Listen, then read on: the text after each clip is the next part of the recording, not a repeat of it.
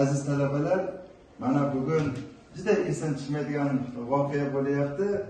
Dunyodagi nufuzli top 1000 talikka kirgan Mirzo Ulug'bek nomidagi O'zbekiston Milliy universiteti jurnalistika va filologiyasi fakulteti talabalari bilan Qirg'izistonda shunday nufuzga ega bo'lgan Bishkek Ultiq universiteti, ya'ni Bishkek Milliy universitetini jurnalistika yo'nalishida tahsil olayotgan studentlar mana qo'shma dars qilyapti, o'qishyapti.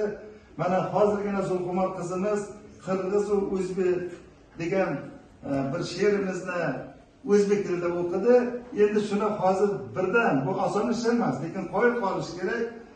Mana Elza xonim Qirg'iz talabasi shuni qirg'izcha tarjima qilib o'qiydi. Marhamat. Kırgız Özbek. Bir qo'mda жашайт Kırgız Özbek.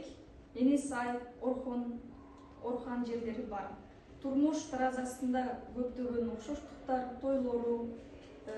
тойлору окшош. Конок десек Кыргыз жанын берет. Учурашып келгенде сенже, менже дегени да бар. Кой соет, казык артасы дагы бар. Бозо ичип, шарап ичмей, кымызы дагы бар. Aylanıp şirinlikleri dagı көп. İlhom gelgende bardыгы бийлешип, учурашып, ilhom gelgende бийлешип. Тарыхында дагы бардык жактан жардам берет.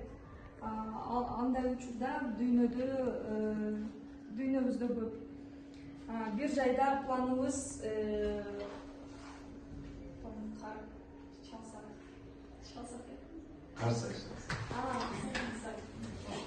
Polşavu. Taşkent menен Bishkek Kırgız kogаны башташса, oyun түшүп берер марка тогун Bishkek. Bishkek juda qofiya bo'lar ekanda.